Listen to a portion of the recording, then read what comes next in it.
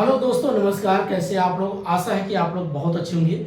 चलिए दोस्तों, आज बात करते हैं यूजीसी नेट पेपर फर्स्ट, जिसमें आज का सभी टॉपिक को एक समरी तरीके सभी का एक एक करके बात करते हैं। जिसमें आपका पहला आपका आता है टीचिंग एप्टीट्यूड। दोस्तों, अब पेपर करीब आ रहा, बेसिक आपको सिर्फ कॉन्सेप्ट को रिवीजन करने की जरूरत है और ज़्यादा से ज़्यादा आप क्वेश्चन प्रैक्टिस करिए। यही आपके लिए बेसिक आधार होता है एग्जाम पास करने का। अब चलिए शुरुआत करते, पहले समझते हैं टीचिंग एप्टीट्यूड क्या है, फिर दूसरा पढ़ेंगे रिसर्च एप्टीट्यूड, फिर तीसरा टॉपिक कम्युनिकेशन, उसके बाद ICT, the people and development, environment. आज जितना बेसिक आपका थ्योरिकल है सभी टॉपिक को पढ़ते हैं, सिर्फ आपका मैथमेटिक्स एंड आपका डीआई को छोड़कर। उसका भी एक कंबाइंड वीडियो बनाएंगे। तो आज शुरू करते हैं। एक लंबा वीडियो जो भी रहेगा, सिर्फ उसमें हम क्या करेंगे, एक एक टॉपिक को सिर्फ बात करेंगे और समझाएंगे। ठीक है, पहले आप जो पढ़ते हैं टीचिंग एप्टीट्यूड। Teaching aptitude. अब टीचिंग एप्टीट्यूड में आपने क्या क्या पढ़ा होगा? पहला इसमें आपने पढ़ा होगा बेसिक इसके कॉन्सेप्ट क्या है, कि भाई एक टीचर है और विद्यार्थी है। टीचर क्या करता है, जितना टीचर के पास या प्रोफेसर के पास जितना नॉलेज होता है, स्टूडेंट के दिमाग में क्या करता है, वो फीड कर देता है। अगर वो अपने नॉलेज को समझाने में, बताने में उसके अंदर एक कैपेसिटी है, एक क्षमता है, उसी बोलते हैं एप्टीट्यूड। एप्टीट्यूड होता है, उसके अंदर एक क्षमता है, अभिक्षमता है कि अपने टॉपिक को दूसरे के दिमाग में फीड करा सकता है। जैसे मान लीजिए मैं कोई चीज़ बताना चाह रहा हूँ, तो अगर वो बताने में मेरे अंदर वो क्षमता है तो उसी बोलते हैं एप्टीट्यूड। और टीचिंग मतलब बताना, समझाना। तो ये आपका बेसिक होता है कॉन्सेप्ट। ये तो आपने पढ़ा ही होगा।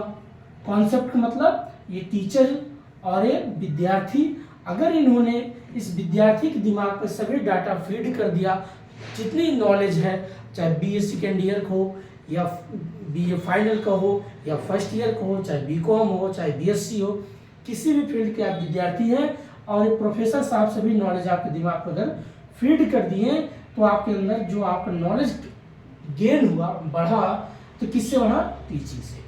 अर्थात इन्होंने आपके दिमाग पर सभी नॉलेज फीड कर दिया। इसी कॉन्सेप्ट को बोलते हैं टीचिंग एप्टीट्यूड। बट और भी नाम देते हैं, teaching as a communication, teaching as a dialogue. बहुत तरीके से लोग अपना अपना नया नया परिभाषा देते हैं। बात ये भी सही है कि भाई टीचिंग एक कम्युनिकेशन होता है, विद्यार्थी भी क्वेश्चन पूछता है और टीचर उसका आंसर देता है। ये बेसिक आपका होता है कॉन्सेप्ट। दूसरा अगला टॉपिक इसी पढ़ते हो, इसके कैरेक्टर क्या है, इसका ऑब्जेक्टिव क्या है, इसके लेवल क्या है। आज एक समरी तरीके से बात करेंगे। कैरेक्टर में फिर बांटते हो, उसमें एडोलसेंट क्या है, एडल्ट क्या है। इस प्रकार से क्या होता है, आपका क्वेश्चन बनता है। एडोलसेंट छोटा बच्चा, एडल्ट बड़ा बच्चा। फिर इसी में एक और आता है ब्लॉम टेस्टोनॉमी क्या है, ब्लॉम टेस्टोनॉमी क्या है, ये भी कॉन्सेप्ट आपने पढ़ा होगा। ब्लॉम टेस्टोनॉमी मीन्स होता है दोस्तों, इन्होंने 3H कॉन्सेप्ट की बात किया था, जिसमें आपने सुना होगा 3H मीन्स जैसे आपका एक हेड दिमाग, हैंड हाथ, हार्ट आपका हृदय, तीनों चीज की बात को इसमें क्या किया गया, इंगित किया गया, प्रयोग किया गया है, जो बातें कहा गया है। कैसे, एक एक समझते हैं। कैरेक्टर में एडोलसेंट, एडल्ट और ब्लॉम टेस्टोनॉमी। अब इन्होंने क्या किया, जैसे मान लीजिए पहले पास समझते हैं एडोलसेंट। एडोलसेंट है कोई छोटा बच्चा है, क्लास 6 से लेकर के क्लास 10 तक का है, या आप क्लास 1 से लेकर क्लास 5 या 10 तक का बच्चे जो आप देखते होंगे, उसमें अभी इतना सोचने समझने की ताकत नहीं है। तो उसका जो बिहेवियर होगा, जो समाज के साथ या आपके साथ, अपने मम्मी पापा के साथ जो व्यवहार करता होगा, उसका अलग ही एक बेसिक कॉन्सेप्ट होता है। कैसे वो बात करेगा, किस तरीके की बात करेगा, उसको जितना उसका दिमाग डेवलप हो उसी तरीके से बात करेगा। एडल्ट क्या होता है, जब क्लास 9 से लेकर के क्लास 12 तक का जो बच्चा है, ये एडल्ट हो गया है। इसमें चीज़ें समझ आ गई है, हमें क्या बोलना है, किस समय क्या बात करना है, कम से कम उसको इतनी समझ आ गई है। किस तरीके से उसके कैरेक्टर को डिवाइड किया गया है। एक होता ब्लॉम टेस्टोनॉमी, जो हमने ये बात किया, इन्होंने 3H कॉन्सेप्ट की बात किया था। एक हेड मतलब जब आपका कहते हैं एक बेहतर समाज के लिए, गांधी जी भी बोलते थे कि अगर किसी का दिमाग अच्छा है और हैंड मीन्स होता है कोई रोजगार कर रहा है, चाहे वो ड्राइविंग कर रहा हो, चाहे वो टीचिंग कर रहा हो, चाहे इंजीनियर हो, चाहे आईएएस हो, किसी भी फील्ड में प्रोफेशनल है, वो अपने पास एक रोजगार क्रिएट कर लिया है, तो बहुत अच्छी बात है। लेकिन अगर दिमाग अच्छी है, सोचने समझने की ताकत अच्छी है, प्लस उसके पास एक रोजगार अच्छी है, लेकिन अगर उसके दिमाग के बाद तीसरा जो बात होता है उसका हृदय, अगर उसके अंदर किसी भी व्यक्ति के प्रति एक इमोशनल नहीं है, दूसरे दुख दर्द को समझता नहीं है, समाज की पीड़ाओं को नहीं समझता, ये बेसिक चीज़ें क्या होता है, कहते हैं वो समाज कभी बेहतर नहीं हो सकता। जैसे आज के समय देखिए, बहुत से विद्यार्थी पढ़ाई कर रहे हैं, प्रेशर होता है एग्ज़ाम का, कभी अपने किसी यार दोस्त से बात भी शेयर करना चाहे, या वो दोस्त उससे कुछ कहना चाहे, तो अगर उसकी कोई बात नहीं सुनेगा, उसकी कोई नहीं सुनेगा, तो एक दूसरे में क्या होते हो, डिप्रेशन शिकार हो जाते हैं। मान लीजिए पेपर पास हो या ना हो, डजेंट मैटर, बट अगर आपका अच्छा मेहनत किए हो, प्रैक्टिस करो, कुछ तो आप सीखे हो, पॉजिटिव रहते हो और प्रयास कर रहे हो, तो कभी ना कभी तो बनोगे ही। ऐसा तो है नहीं कि जीवन में आपसे बढ़ के कोई चीज़ है। यही चीज़ कहा गया है कि इंसान के पास थिंकिंग प्रोसेस तो बहुत अच्छी होती है, अच्छी बातें करता है, अच्छी कलाकृतियाँ दिखाता है, लोगों को प्रलोभित कर देता है, अपने तरफ खींचता है, अट्रैक्ट करता है। हैंड मतलब उसका रोजगार बहुत अच्छा है, बिजनेस बहुत अच्छा है, अच्छा आईएएस है, अच्छा पीसीएस, अच्छा टीचर है, अच्छा प्रोफेसर, बातें बहुत बड़ी बड़ी फेंकता है, अच्छी बात है। लेकिन तीसरा, अगर उसके पास किसी को, जैसे मैंने कोई बात बोला कि मैं फ्री में क्लास दूंगा, बोल तो दिया, लेकिन वहाँ मैं पैसे मांग रहा हूँ, दोस्तों आप 300 रुपये मेरा ये कोर्स ले लो, 400 रुपये में कोर्स ले लो। अरे भाई, अभी आपने कुछ बोला, फिर यहाँ कुछ कर रहे हो। जब आप पढ़ाते हो यूट्यूब पे तो बड़ा सिंपल वीडियो दिखा देते हो, और उसके बाद फिर बोलते हो नहीं अच्छा पढ़ना है, डीपली पढ़ना तो पैसा देना पड़ेगा। दोहरा तरीके से बात करते हैं लोग। यही होता आपका हार्ट, मतलब हृदय। क्या आपके हृदय परिवर्तन हुआ? क्या आप किसी की इमोशनल को समझा? तो ये गांधी जी भी बोलते थे, अगर किसी समाज में दिमाग अच्छा हो, अच्छी रोजगार हो, वो तो बात ठीक है, लेकिन अगर उसका हृदय अच्छा नहीं है, उसके अंदर किसी फीलिंग को नहीं समझता, किसी दुख दर्द को नहीं समझता, अपने भाई, अपने पड़ोसी, अपने समाज, अपने देश के प्रति अच्छा नहीं व्यवहार करता, तो बेकार है। ऐसा एजुकेशन, ऐसा सिस्टम बेकार है। ये कॉन्सेप्ट ब्लॉम-टेस्ट-नॉमी के द्वारा दिया गया है। ये बेसिक चीज़ आपने पढ़ लिया होगा। अगला बात करते हैं दोस्तों, एडल्ट हो गया, ये भी हमने बात कर लिया। ब्लॉम-टेस्ट-नॉमी, कैरेक्टर की बात, लेवल की बात आता है। अब इसमें लेवल भी पूछता है दोस्तों। इसके 3 लेवल हैं। एक होता है आपका मेमोरी लेवल, एक होता है आपका अंडरस्टैंडिंग लेवल, टैंडिंग लेवल, ऐसे समझ लो दोस्तों। अगला होता है आपका रिफ्लेक्टिंग लेवल, रिफ्लेक्टिव लेवल। तो बेसिक 3 भागों में इसको बांटा गया है, आप लोग पढ़े होंगे। मेमोरी लेवल मीन्स होता है किसी चीज को मेमोराइज करना, याद कराना, रटा देना। जैसे आप क्लास 1 से क्लास 5 तक के बच्चे को आप देखते होंगे, हर एक टॉपिक आप क्या करते हो, उसको याद कराते हैं, उसको रटाते हैं कि बेटा ये टेबल रट लो, लेटर जो अल्फाबेटा जो भी है आपका रटाते हो, काका गाघा रटाते हो, अंग्रेजी का आपका 26 अक्षर उसको रटाते हो कि कॉन्सोनेंट है, वॉवेल है, हर एक तरीके से उसको क्या करते हैं, परिचित कराते हैं, उसको हर एक टॉपिक से अवेयर कराते हैं, जागरूकता बढ़ाते हैं। तो ये आपका होता है मेमोरी लेवल। अब मेमोरी लेवल के पूछता कॉन्सेप्ट किसने दिया था, उनका नाम था हर्बर्ट। हर्बर्ट नाम के एक व्यक्ति थे, उन्होंने क्या हुआ था, मेमोरी नाम के कॉन्सेप्ट दिए थे। यहाँ से दोस्तों क्वेश्चन पूछ भी सकता है, कई बार क्वेश्चन रिपीट हुआ है, पूछ लेगा मैचिंग करने के लिए कि बताइए मेमोरी लेवल कॉन्सेप्ट किसने दिया था, तो उनका नाम हर्बर्ट था। दूसरा पूछता है अंडरस्टैंडिंग कॉन्सेप्ट किसने दिया था। अंडरस्टैंडिंग मीन्स होता है जब क्लास 9 से लेकर के क्लास 12 तक का जो बच्चा होता है उसमें समझ आ जाती है, क्या बात कहना है, क्या टॉपिक पे लिखना है, कैसे ऐसे राइटिंग करना है, कैसे प्रैक्टिस करना है, किस प्रकार का अपनी राइटिंग में और ज़्यादा इम्प्रूवमेंट करना है, उसमें इतनी समझ आ जाती है, तो उसको बोलते हैं अंडरस्टैंडिंग। अंडरस्टैंडिंग कॉन्सेप्ट किसने दिया था, उनका नाम था मोरिसन। मोरिसन नाम के एक व्यक्ति थे, उन्होंने इस कॉन्सेप्ट को दिया था। ये भी क्वेश्चन पूछता मोरिसन कौन है और किन्होंने। देखो अगर आपको याद रखना कैसे आपको मैचिंग करने जाएगा, एम मोरिसन है तो मोरिसन को आप मेमोरी से मत जोड़िए, इसका अपोजिट कर दो बस।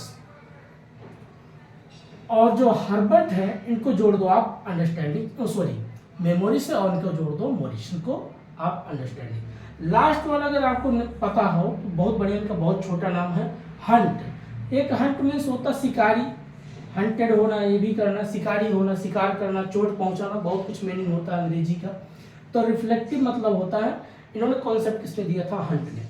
अब रिफ्लेक्टिव मीन्स से क्या पूछता है, रिफ्लेक्ट होना। जैसे आप बीए कर लीजिए, ग्रेजुएशन कंप्लीट आपका हो गया, बीएससी कर लिए, बीकॉम कर लिए, बीबीए कर लिए, सीए कर लिए, अब बहुत कोर्स से प्रोफेशनल इस तरीके से सीख लिया। अब आपके अंदर इतनी समझ आ गई है कि आपको अपनी लाइफ में क्या बनना है। जैसे बहुत सी होती है भेड़ चाल, देसी भाषा बोलते हैं भेड़ चाल। भेड़ चाल क्यों बोला गया कि भेड़ अगर आगे आगे जा रही तो सभी भेड़ उसके पीछे पीछे लग जाते थे, लेकिन उसे ये नहीं पता हमें कैसे क्या करना है। लेकिन जो व्यक्ति ये समझता है कि मेरी कैपेसिटी क्या है, मेरे अंदर क्या क्षमता है, क्या मैं एक अच्छा वक्ता बन सकता हूँ, क्या मैं अच्छा एक प्रोफेसर बन सकता हूँ, क्या मुझे आईएएस तैयारी करना चाहिए, क्या मुझे एसएससी की तैयारी करना चाहिए। जिस लेवल आपकी मेमोरी, जिस तरीके का आप चीज़ों को समझते हैं, जिसमें आपका इंटरेस्ट हो, वही फील्ड पकड़िएगा, तभी आप सफलता जल्दी पाते हैं दोस्तों।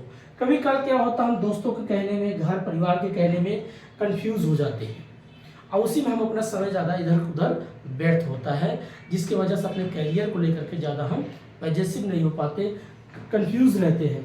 कोई बोलेगा चलो आपकी बीएससी कर लो, बहुत बढ़िया रहेगा, नौकरी लग जाएगा। कोई बोला बीए कर लो, बहुत बढ़िया है, बाहर चलो दिल्ली मुंबई कुछ रोजगार करेंगे, आके एग्जाम दे देंगे। सबका अपना अपना कॉन्सेप्ट है, अपना ठीक है, सबकी स्थिति परिस्थिति अलग है दोस्तों, बट आप अपने अनुसार सोचिए जो आपको बेहतर लगे। इसको जब अपने अनुसार सोचते हैं, थिंकिंग करते हैं, उसी बोलते हैं रिफ्लेक्टिव लेवल। रिफ्लेक्ट हो रहा, बार बार आपका माइंड सोच रहा है, थिंकिंग कर रहा है कि हमें लाइफ में क्या करना है, इसके बारे में एक टॉपिक होता है। ठीक है, अब अगला बात करते हैं, पढ़ते फिर मेथड्स क्या है। टीचिंग के मेथड्स होते हैं, इसकी विधि है। जैसे आप कोई भी चीज़ पढ़ाते हैं तो उसकी भी एक विधि है। जैसे आप कोई सिंगिंग करते हैं तो उसकी अपनी एक विधि है कि उसकी बेस क्या है, कब सुर कभी ताल, क्या मुखड़ा होता है, कब अंतरा होता है, बेसिक चीज़ आपको सिखाया जाता है।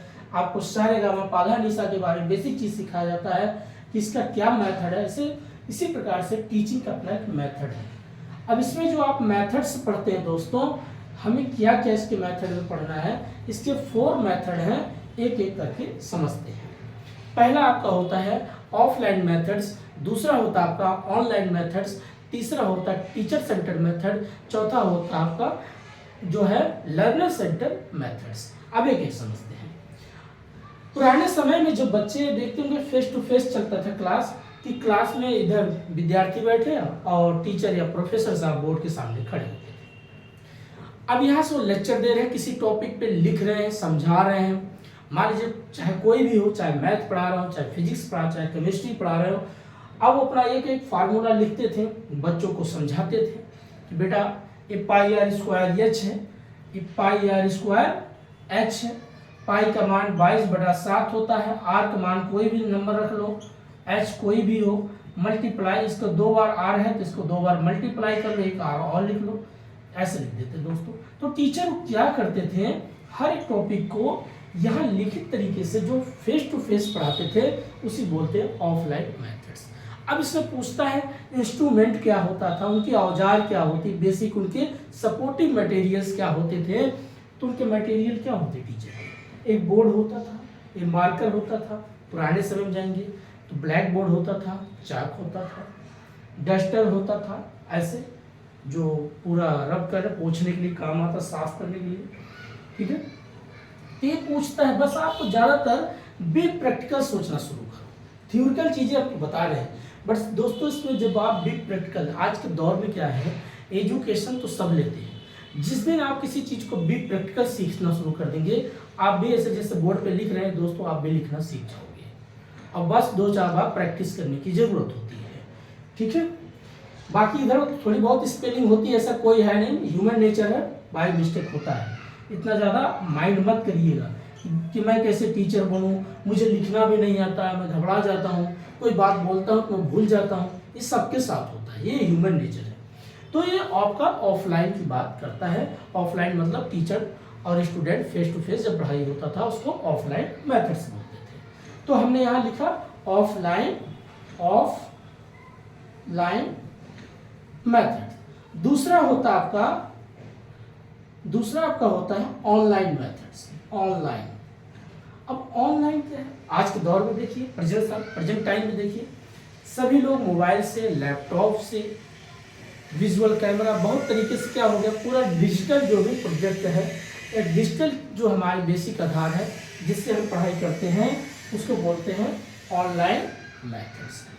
ऑनलाइन में क्या होता है दोस्तों, सबसे बड़ी चीज़ है, आज देखिए, पहले ऑफलाइन में क्लास अगर एक बार हुआ फिर दोबारा नहीं होता था, बट ऑनलाइन में क्लास बार बार आप देख सकते हो, प्रैक्टिस कर सकते हो। यूट्यूब पे, हर एक साइट पे आपका इंस्टाग्राम, टेलीग्राम, फेसबुक, सब जगह पूरा क्या होता है, वीडियो अवेलेबल होता है। तो आप बार बार उस वीडियो दोबारा देख करके प्रैक्टिस कर सकते हो, पढ़ सकते हो। ठीक है, इसको बोलते हैं आपका ऑनलाइन। तो ऑनलाइन में पूछता है इसके सपोर्टिंग मटेरियल क्या है, तो आपका क्या होता है, डिजिटल बोर्ड हो सकता है, डिजिटल पेन हो सकता है, आपका कैमरा हो सकता है, ये बेसिक चीज़ आपका ऑनलाइन होता है। तो ऑनलाइन में क्या होता है, घर बैठे पढ़ाई करो, कहीं भी रह के पढ़ाई कर सकते हो। ये चीज़ें बहुत काफ़ी, देखिए 2015 के बाद से अगर देखा जाए तो एक प्रकार से डिजिटल एक क्रांतिकारी ला दिया। आजकल एक जो है AI करके, एक आर्टिफिशियल इंटेलिजेंट करके नया एक, जिसको बोलते हैं चैट जीपैट ऐसे कुछ करके उसका नाम है, तो उसके बारे में काफ़ी पूछते हैं। AI आर्टिफिशियल है दोस्तों, चैट जीपैट ऐसे नाम है। तो उससे अब क्या होता है कि एक बार टॉपिक कोई बोल दो, अपने आप पूरा लिख करके आ जाता है। आपको बेहतर जो लगे आप सिलेक्ट कर लो, स्क्रीनशॉट लेके रख लो, अपना नोट्स तैयार कर सकते हो। इतना ज़्यादा एडवांस लेवल आजकल चीज़ें होती जा रही है। नेक्स्ट टॉपिक हम बात करते हैं आपका teacher centred method. Teacher centred methods means होता है, क्या होता है दोस्तों, जैसे क्लास है, टीचर कब डिपेंडेंट होगा, कब इंडिपेंडेंट होगा, कब विद्यार्थी टीचर पर डिपेंडेंट होगा, कब इंडिपेंडेंट होगा। अगर आपको कोई चीज़ सीखना है तो आप किस पर निर्भर हो, टीचर पर। तो यही पूछा जाता है कब टीचर डिपेंड होता है, कब इंडिपेंडेंट होता है। टीचर भी होता है डिपेंडेंट, इंडिपेंडेंट। मान लीजिए मेरे पास ज्ञान है, मैं अगर ज्ञान किसी को बताना चाह रहा हूँ, सुनने के योग नहीं है, वो सुनना नहीं चाहता है, इग्नोर कर रहा है, मुझसे पूछता हाय दोस्त कैसे हो, मैं कोई बात उससे अपना शेयर करना, वो अपने मोबाइल लेकर के कान को लगा कि इधर को घूम रहा है, उधर को घूम रहा है, कभी अपने मस्त है, तो मैं उस पर क्या हो रहा हूँ, डिपेंड हो रहा हूँ, भाई मेरी बात सुनो। तो टीचर पर डिपेंड होता है। कैसे, क्लास में अगर विद्यार्थी नहीं है तो किसको बताएगा। ऐसे ही स्टूडेंट होता है, टीचर पर डिपेंड होता है। अगर क्लास में विद्यार्थी उपलब्ध हैं लेकिन टीचर ही ना हो तो किस पर डिपेंड हो गए, टीचर पर। ये आपका बेसिक कॉन्सेप्ट यहाँ से पूछता है, टीचर सेंटर कब होता है, लर्नर सेंटर कब होता है, कब टीचर डिपेंडेंट होता है, कब लर्नर डिपेंडेंट होता है। एक भी प्रैक्टिकल समझ जाओ और ज़्यादा इसमें कुछ सोचने की बात नहीं है, कंफ्यूजन ज़्यादा क्रिएट ना करो। ये आपका टीचर सेंटर और लर्नर सेंटर की बात हमने कर लिया। ये आपका 4 मेथड्स की बात हो गया। नेक्स्ट टॉपिक बात करते हैं। अगला टॉपिक आपका आता है, इसके पूछता माइक्रो टीचिंग क्या है। अब माइक्रो टीचिंग क्या होता है दोस्तों, सूक्ष्म शिक्षा जो भी ज्ञान दिया जाता है कैसे होता है। माइक्रो मीन्स बहुत छोटा, एक होता माइक्रो, ये भी पूछ लेता है लोग कॉन्सेप्ट। जैसे जो बीएड करते हैं, बीटीसी जो बीएड वगैरह करते हैं उनको सिखाया जाता है। यहाँ पर आपको 8-10 स्टूडेंट विद्यार्थी बैठा देंगे सामने, तो आपको कोई एक टॉपिक होगा, उससे पहले आपको प्लान करना होता है हमें क्या पढ़ाना है। आपने टॉपिक का प्लान किया, पहले सबसे पहले क्या होता है, P फॉर प्लान करना। प्लान करने के बाद फिर आप टॉपिक क्या करते हैं, उसको टीच करते हैं, पढ़ाते हैं, और देन उसका फिर होता है आपका फीडबैक। उसका आप फीडबैक लेते हैं या देते हैं। जैसे कभी कभी लोग देखते होंगे क्लास में ट्रायल क्लास होता है टीचर का, तो क्या करते, पढ़ा दिए, उसके बाद पूछते बच्चों से मेरा फीडबैक, अपना फीडबैक दीजिएगा, कैसा कॉन्सेप्ट मैंने कुछ सही समझाया, आपको समझ आया। तो अगर उनको अच्छा समझ में आएगा तो बोलेंगे सर बहुत अच्छा, बहुत बढ़िया, और नहीं लगेगा बच्चे कहेंगे सर मज़ा नहीं आया, बहुत बोरिंग क्लास थी, अच्छा नहीं लगा। तो आपके क्या होता है, ये इसको बोलते हैं माइक्रो टीचिंग। छोटे छोटे समय में 10 मिनट, 6 मिनट, 12 मिनट उसको आपका ड्यूरेशन दिया जाता है। इसी इतने मिनट में आपके छोटा सा टॉपिक को बताना है, इसको बोलते हैं माइक्रो टीचिंग। तो कभी कभी यहाँ पूछ लेता है पहले क्या करेंगे, तो पहले आप किसी टॉपिक को प्लान बनाओगे, प्लान बनाने के बाद टीच करोगे, टीच करने के बाद उसका फीडबैक चेक करते हो। अगर आपका फीडबैक अच्छा है, बच्चों ने अच्छा फीडबैक दिया है, तो बोलेंगे आपके अंदर ये स्किल है, ये कुशलता है, आपको बहुत अच्छे से समझाया है। ठीक है, नेक्स्ट टॉपिक अगला पढ़ते हैं। उसके बाद हम मेथड्स हो गया, प्रिंसिपल ऑफ टीचिंग। अब प्रिंसिपल मीन्स क्या होता है दोस्तों, किसी भी चीज़ का अपना एक सिद्धांत होता है। भाई आप एक अच्छे टीचर हो, एक अच्छे टीचर क्या सिद्धांत होना चाहिए, कम से कम भाई अपना टॉपिक जिस सब्जेक्ट को पढ़ाना चाहता है, अगर वो फिजिक्स पढ़ा रहा है, केमिस्ट्री पढ़ा रहा है, तो कम से कम उसको पता होना चाहिए कि जो सब्जेक्ट मैं पढ़ा रहा हूँ क्या मुझे अच्छी नॉलेज है, क्या ठोस द्रव गैस जो भी हिंदी में बोलते हैं, क्या इसके बारे में मुझे बेसिक पता है, ऊर्जा के बारे में पता है, एनर्जी के बारे में पता है, फ्लेम का सिद्धांत के बारे में पता है। अगर ये सारी चीज़ें आपको पता है, या आप कॉमर्स के स्टूडेंट हैं, आपको डेबिट क्रेडिट अच्छा पता है, कब आपका रियल अकाउंट होगा, कब नॉमिनल अकाउंट होगा, कब आपका फिर टीटीएस अकाउंट बनेगा, इस तरीके की सारी चीज़ें अगर आपको बेसिक पता है, इसे बोलते हैं प्रिंसिपल ऑफ टीचिंग। प्रिंसिपल एक सिद्धांत होता है, अपने सिद्धांत पे रहना, अपने कॉन्सेप्ट को अच्छे से प्रैक्टिस करते रहना। कॉन्सेप्ट जो भी आप पढ़ा रहे हैं उसकी अच्छी पकड़ होनी चाहिए, हमेशा एक नॉलेजेबल टीचर होना चाहिए। अब नॉलेजेबल मीन्स क्या है, भाई ज्ञान होना चाहिए, ऐसा नहीं टाइम पास करना है कि छोटे छोटे वहां पर आके मुजरे कर रहे हो। मुजरे आजकल मुजरे होता है दोस्तों, टीचर भी लाइक करो, सब्सक्राइब करो, पता नहीं क्या क्या बोलता है। अरे भाई लाइक सभी कर देंगे, सब्सक्राइब सभी कर देंगे जब आप अच्छा कंटेंट दोगे। ठीक है, अब इस अगला क्या होता है, नॉलेज के साथ साथ एनालिटिकल माइंड होना चाहिए। एनालिटिकल, अब पता चला आप किसी टॉपिक को बात कर रहे हो, कोरिलेशन करके बात करो कि जैसे दिल्ली में टेम्परेचर बढ़ रहा है तो इसके पीछे क्या रीजन है, या पूरे उत्तर भारत में इतनी ज़्यादा नॉर्थ ईस्ट या नॉर्थ इंडिया में अगर देखा जाए सबसे ज़्यादा टेम्परेचर बढ़ रहा है, या पूरे भारत की बात करें तो क्यों बढ़ रहा है, इसके पीछे क्या रीज़न है। आप पढ़ाओ कि भाई अल नीनो ला नीनो कॉन्सेप्ट है, कि ला नीनो कॉन्सेप्ट की वजह से हो रहा है कि अल नीनो के कॉन्सेप्ट। अब उसकी बेसिक चीज़ बताओ ये है क्या, पेरू के तट पे बनती है धारा, ठंडी होती है गर्म धारा होती है, ये ऐसा क्यों होता है, कितने साल बाद आता है, 5 साल बाद आता है, 7 साल बाद आता है, ऐसा क्यों होता है, इसका क्या बेसिक कॉन्सेप्ट होता है। तो आपको एक एक चीज़ को समझाना बताना, इसी बोलते हैं एनालिटिकल तरीके से जब आप बताते हैं, ये टीचिंग का ही सिद्धांत तो होता है दोस्तों। अगर आप अपने कॉन्सेप्ट को अच्छे से समझा नहीं पा रहे हैं तो काहे को टीचर भाई। दूसरा चीज़, जब कॉन्सेप्ट अच्छा समझाओगे तभी समझा पाओगे जब आपके पास नॉलेज होगा। नॉलेज को अगर आपने एनालिटिकल तरीके से आपने चीज़ों की एक व्याख्या करके बता दिया कि टेम्परेचर बढ़ने के कारण होता है लो प्रेशर या तो हाई प्रेशर, या तो जल की सतह की स्तर को कम होना, या जल की सतह स्तर को ज़्यादा ऊपर हो जाना, लेवल का सबसे ज़्यादा सरफेस को बढ़ जाना, हर एक रीज़न होता है। कोरियलिस फोर्स है या किस कारण से हो रहा है, कारण और भी है, ग्लोबल वार्मिंग है, क्लाइमेट चेंज है, और ज़्यादा घरों में एसी लगाओ, और ज़्यादा गाड़ियाँ खरीदो तो कार्बन डाइऑक्साइड का ज़्यादा उत्सर्जन करोगे तो खुद ही भुगतोगे। जिस डाल पे बैठे उसी को काट रहे हो, पेड़ को काट के हाईवे बनाओ, हाईवे किनारे कोई पेड़ मत लगाओ। ये सब चीज़ें क्या है, उसी तो देन है। आज जो लोग डिहाइड्रेशन का शिकार हो रहे हैं, मर रहे हैं गर्मियों से, अपना तो जाएंगे, हमें भी लेके जाएंगे। तो ये बेसिक चीज़ क्या होता है, आपका कॉन्सेप्ट की बात करता है।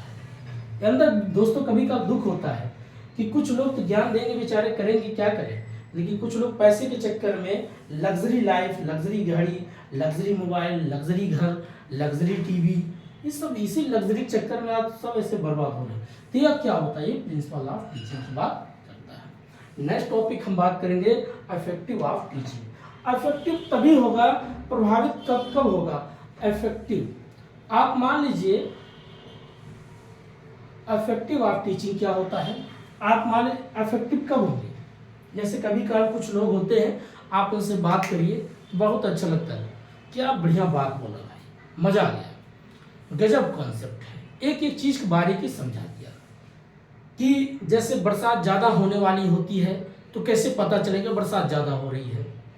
जब चिड़िया अपनी घोंसला बहुत ऊपर लगाती है तो इसका मतलब बारिश होने वाला है, बाढ़ आने वाला है। जब चिड़िया अपनी घोंसले को पता चला बहुत नीचे लगा देती है, 3-4 फीट पे लगा देती है, घोंसला कर देती है, तो समझ जाइए सूखा पड़ने वाला है। चींटियाँ अपनी अनाज अपने दाने को लेकर के बहुत ऊपर चढ़ जाती है पेड़ों पे, तो समझिए बाढ़ आने वाला है। तो पहले नेचर से लोग काफ़ी चीज़ें सीखते थे। तो इफेक्टिव कैसे होने का मतलब, अगर मैं कोई चीज़ बता रहा हूँ वो चीज़ें आपको इफेक्ट कर रही है, आपको प्रभावित कर रही है, मेरी बातों को आप इंटरेस्ट ले रहे हैं, तभी तो एक इफेक्टिव होगा, गुड कम्युनिकेशन होगा। तो यहाँ पर इफेक्टिव के लिए सबसे बढ़िया क्या होता है, आपकी वर्ड है, शब्द है, बहुत अच्छे होने चाहिए। दूसरा, आपकी लेखन शैली बहुत अच्छी होनी चाहिए। तीसरा क्या है, 2 व्यक्ति का होना तो पहले बहुत जरूरी है, जिससे आप कुछ सवाल करो, दूसरा आपसे जो आंसर या उत्तर पूछ रहा है, तो 2 व्यक्ति का होना बहुत जरूरी है। स्टूडेंट और टीचर का होना बहुत जरूरी है। जब तक ये 2 लोग नहीं रहेंगे तो कभी टीचिंग हो ही नहीं सकता, प्रभावित हो ही नहीं सकता। इसके बारे में पूछता है। ठीक है, ये सब चीजें हो गया। नेक्स्ट टॉपिक आपका आता है टीचिंग एप्टीट्यूड में, पूछता आईसीटी सपोर्ट मटेरियल क्या है। भाई आईसीटी आपका information communication and technology, ICT support material. अब सपोर्ट मटेरियल क्या होता है भाई, जैसे हम पढ़ा रहा होते, अगर मैं डिजिटल तरीके से पढ़ाता हूँ तो सामने कैमरा है, डिजिटल बोर्ड है, डिजिटल पेन है, सारी चीज़ें क्या करें, पीपीटी बना रहे हैं, तो सारा चीज़। और आजकल देखते होंगे लोग हल्का सा यहाँ से ऐसे क्लिक करेंगे, फिर ऐसे स्क्रॉल करते रहेंगे, जो उनको टॉपिक है उसको ऐसे अंडरलाइन करते रहेंगे, उसको बताते रहेंगे। ये क्या होगा आपका आईसीटी तो सपोर्ट कर रहा है पढ़ाई के लिए, बहुत अच्छी चीज़ है, घर बैठे सब लोग पढ़ाई कर रहे हैं। इस पूछता है आपका टीचिंग में क्या सपोर्ट करता है। टीचिंग में क्या करता है दोस्तों, बहुत सपोर्ट आपका करता है, पढ़ाई में भी करता है और आपको पढ़ाने में भी मदद करता है। यहाँ पर जैसे अभी देखिए तो एक प्रकार से मैं ऑफलाइन तरीके से लगता है, क्योंकि पेन से लिखता हूँ, फिर मैं सोचता हूँ अगला टॉपिक क्या है, तो यहाँ पर क्या हो रहा है, मेरा दिमाग बार बार उसको थिंकिंग करता है, नेक्स्ट टॉपिक ये होना चाहिए, अगला टॉपिक ये होना चाहिए। लेकिन जहाँ पर अगर डिजिटल होता तो मैं ऐसे स्क्रॉल करता, टॉपिक ऑलरेडी लिखा रहता, उस पर एक एक करके मैं समझाते चला जाता कि लेवल ऑफ टीचिंग है, मेथड्स ऑफ टीचिंग है, इफेक्टिव ऑफ टीचिंग है, प्रिंसिपल ऑफ टीचिंग है, आईसीटी सपोर्ट मटेरियल है, एक एक चीज़ मैं व्याख्या देते चला जाता। लेकिन यहाँ मैं क्या कर रहा हूँ दोस्तों, लिख रहा हूँ तब बता रहा हूँ। ठीक है, तो आईसीटी का मतलब क्या हो गया है, आपका टीचिंग को बहुत आसान कर दिया है। जहाँ पर पता चला आप ऐसे मोटी बुक लेकर के आप घूम रहे हैं, मान लीजिए रीजनिंग का बुक है, आप लेकर के घूम रहे हो, इतना वजनदार बुक लेकर के आप घूम रहे हो, तो वहाँ पर क्या होता है, डिजिटल में एक छोटा सा पेन ड्राइव, सारा आपका किताब उसी में समेटा हुआ है। ये आपका क्या कर रहा है, आईसीटी सबसे ज़्यादा सपोर्ट करता है। लास्ट में आपका टॉपिक होता है इवैल्यूएशन ऑफ टीचिंग। जब आप पढ़ा देते हो दोस्तों तो उसका एक मूल्यांकन करते हो। अब पढ़ाने के बाद मूल्यांकन क्या करते हो भाई, चेक करोगे बच्चों को कितना इसको मैंने जो पढ़ाया कुछ सीखा कि नहीं सीखा, कितना परसेंटेज में दिखेगा या ग्रेड में दिखेगा, ए ग्रेड तक का बच्चा बी ग्रेड किस तरीके के इसका नंबर आ रहा है, परसेंटाइज में आ रहा है या परसेंटेज में आ रहा है। अलग अलग तरीके से आप उसको क्या करते हैं, इवैल्यूएशन करते हैं, मूल्यांकन करते हैं। तो इवैल्यूएशन जब आप अगला टॉपिक पढ़ोगे, इसमें लास्ट जो आपका टॉपिक होता है इवैल्यूएशन। इवैल्यूएशन मीन्स मूल्यांकन करना, आपने जो पढ़ाया है कितना बच्चा सीखा है। ठीक है, जब आप पढ़ाते हो तो पढ़ाने से पहले एक बार आपका मूल्यांकन होता है, एक बार पढ़ाने के दौरान और एक पढ़ाने के बाद। तो पढ़ाने से पहले इसको बिफोर, पढ़ाने के दौरान उसको ड्यूरिंग और उसके बाद आफ्टर, 3 तरीके से हम इसकी बात करते हैं। जैसे मान लीजिए कभी किसी से आप बात करते हो तो बात करने से पहले उसकी बातें सुनो। आज एक नया ट्रिक बताते हैं दोस्तों, आपको किसी को समझना हो या अपनी एक छाप उसके दिमाग पे छोड़ना हो, पहले उसकी बात सुनो, वो कह क्या रहा है, उसकी भाषा क्या है।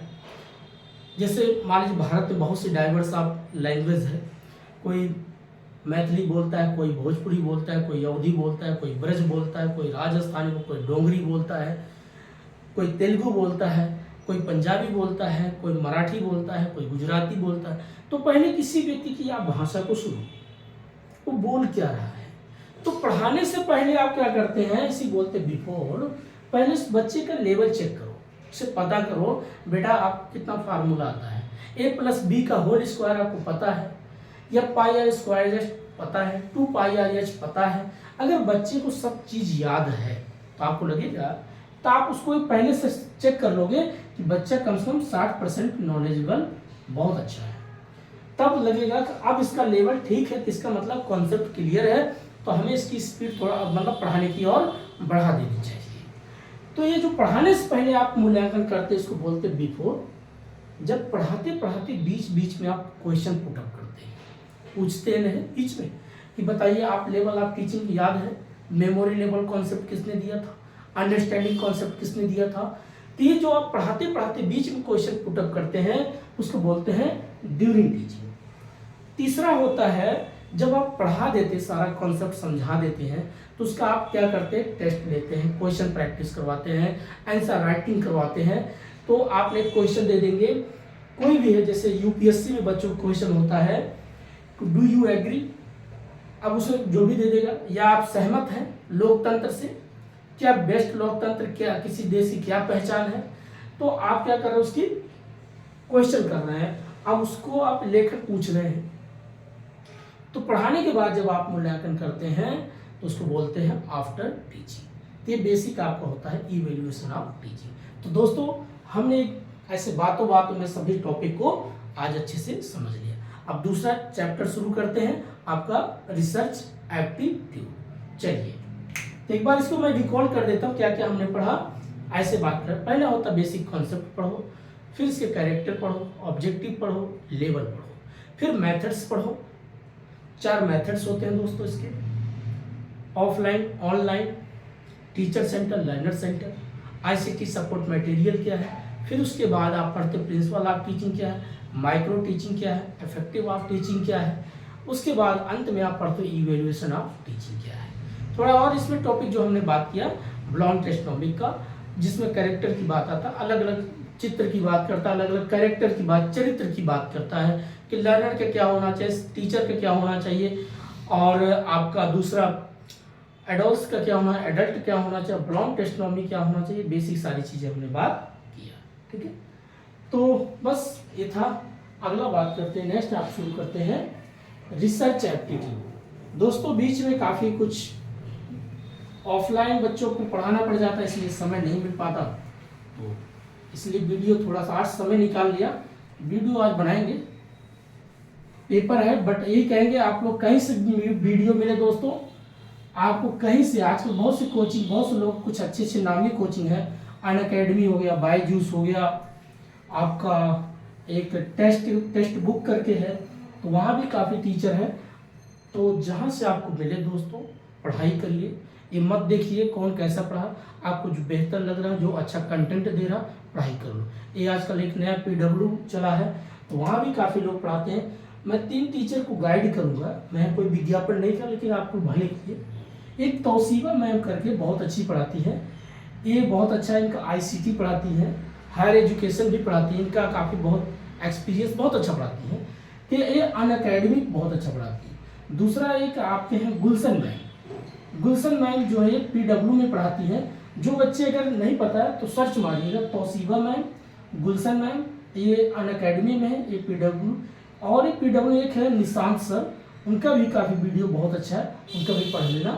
तो इस वक्त जो आप देखें दोस्तों, क्यों मैं बता रहा हूँ, मेरे पास इतना समय नहीं हो पा रहा कि मैं रोज़ वीडियो बना पाऊँ, मुझे ऑफलाइन बच्चों को पढ़ाना पड़ता है। तो आप लोग क्या करिएगा, इनका वीडियो देख के पढ़ाई कर लीजिए।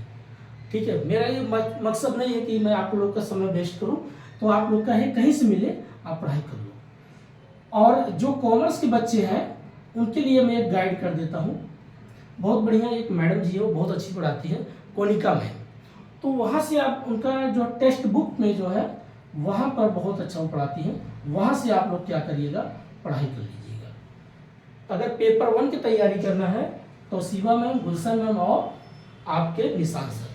अब पहले ये बायजूस में थे, अब तो अलग अलग हो गए, इनके नाम से सर्च कर लीजिए, पुराना वीडियो भी बायजूस में है, तो वहाँ से आप लोग बार बार प्रैक्टिस करके पढ़ लीजिए दोस्तों।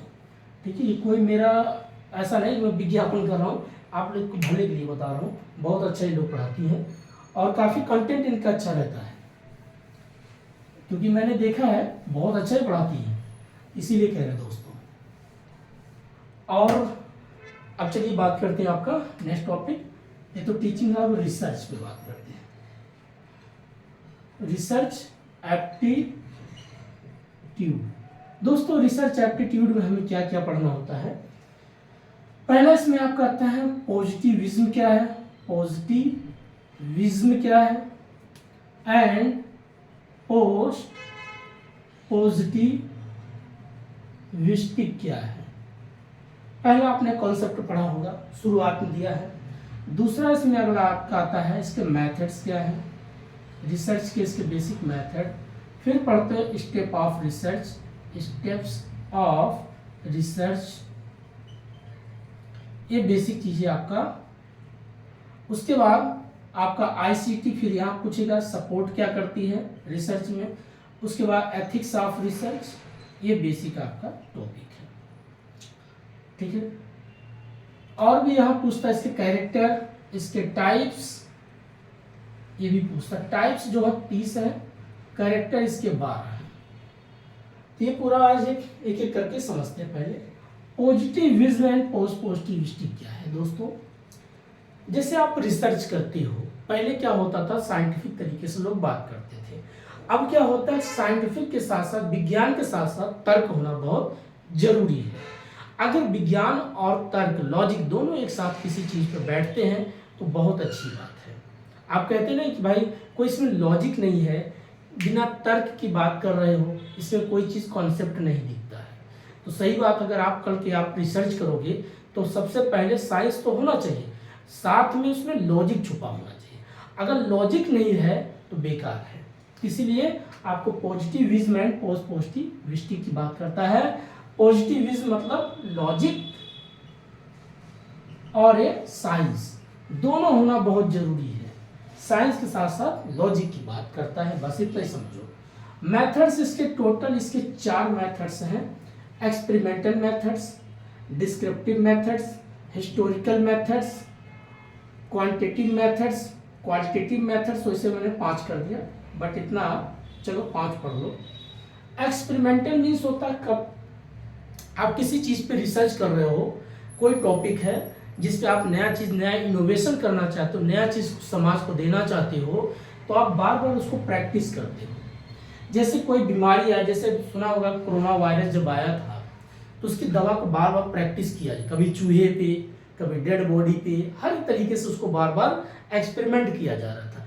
जब वो दवा बनकर तैयार हो गया तो आपका एक्सपेरिमेंट कंप्लीट हो गया। डिस्क्रिप्टिव होता है पहले से कोई चीज ऑलरेडी कॉन्सेप्ट पता है, आप उसी बेस पे दोबारा रिसर्च कर रहे हो। पहले से किसी ने खोज किया है, आपने उसको बार बार उस पर नया चीज कोई और प्रैक्टिस करके निकालते हो, नया चीज देते हो समाज को, उसको बोलते हैं डिस्क्रिप्टिव। हिस्टोरिकल होता है ऐतिहासिक रूप से जो भी आपके हेरिटेज, जो भी आपका धरोहर के रूप में, जैसे लाल किला हो गया, कुतुब मीनार हो गया, आपका जामा मस्जिद हो गया, ताजमहल हो गया, आपके बड़े पुराने से पुराने जगन्नाथ हो गया, मंदिर हो गया।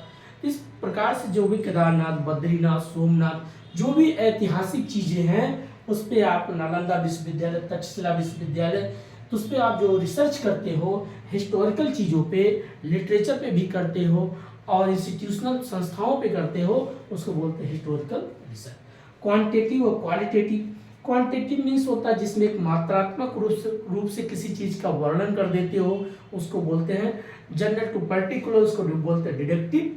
तो जिसको मात्रा की बात होती है उसको क्वांटिटेटिव। क्वालिटेटिव मीन्स होता है जिसमें गुणवत्ता निकलता है, एक नया चीज का आता है।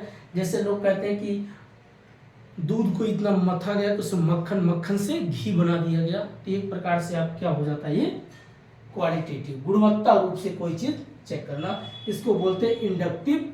ये पर्टिकुलर टू जनरल होता है और क्वांटिटेटिव होता है जनरल टू पर्टिकुलर, ये होता है आपका डिडक्टिव। यहाँ से भी क्वेश्चन पुटअप करके पूछता है।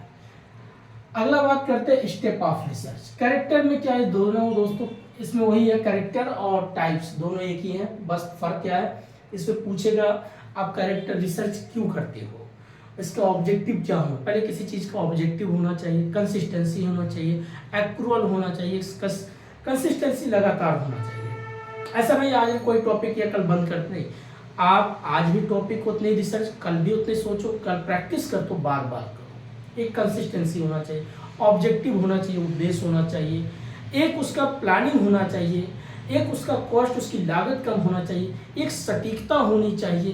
ये सारी चीज़ें इसी की बात करता है दोस्तों, टाइप्स भी और कैरेक्टर्स में।